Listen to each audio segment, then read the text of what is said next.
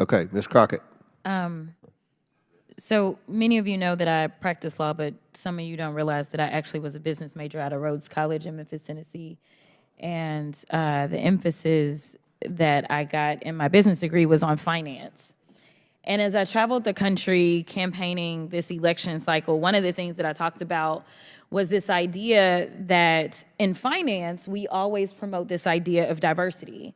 If you know anything about a portfolio, the one thing that you want to do is make sure that it's as diverse as possible, because at times certain stocks will perform better than others, and they will exemplify various strengths and weaknesses. And together, a diverse portfolio is usually what any good finance person would promote. They wouldn't promote that you solely invest in vanilla wafers, believing that that is going to be the strongest portfolio, but instead they may want to add some chocolate cake and some Twinkies into the mix to make sure that we have the best portfolio, because there will be different preferences by different people, and again, there will be different strengths. But as I sit here and I think about what we say and what I'm hearing as it relates to diversity when it comes to anything outside of making money, and to be clear, we are losing GDP every time we try to push back on this idea of diversity, because all of us bring something different to the table.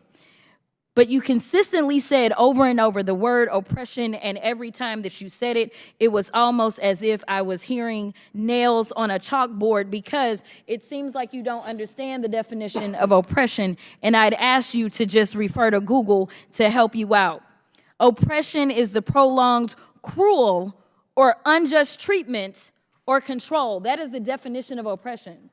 And so as I sit here as a Black woman who practiced civil rights, let me tell you, the reason that my colleagues wanted to make sure you understood the same Black history that your side of the aisle wants to delete out of classrooms is because you can then misuse words like oppression. There has been no oppression for the white man in this country.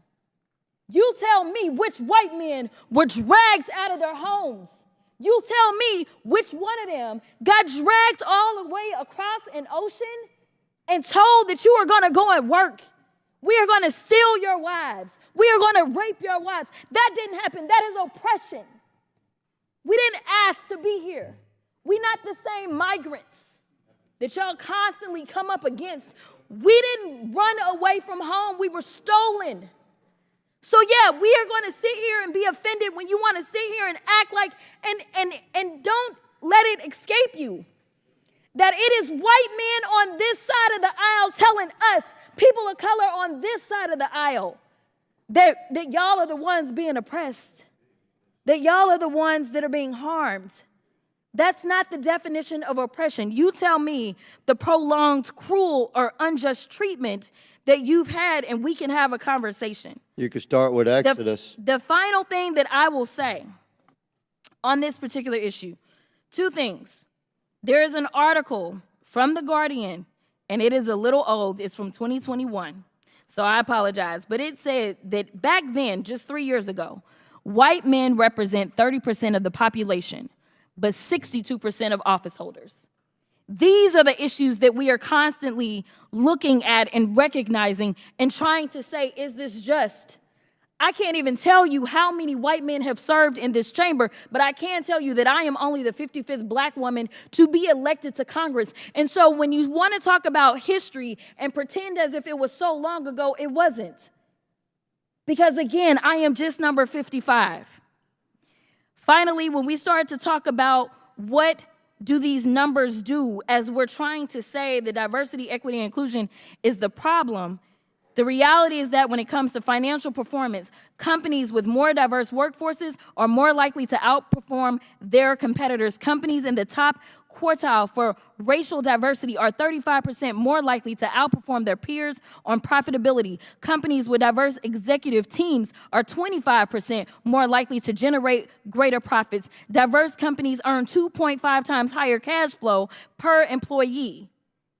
Diversity works. And until you can show me data that says otherwise, I think that we need to go back to being a country that listens to experts and gets out of our feelings and recognizes, again, that racism is real in this country, and until we stop pretending that it's not, we will not solve the problems that we are consistently facing, and that will bring real unity that we seek when we're looking for a more perfect union.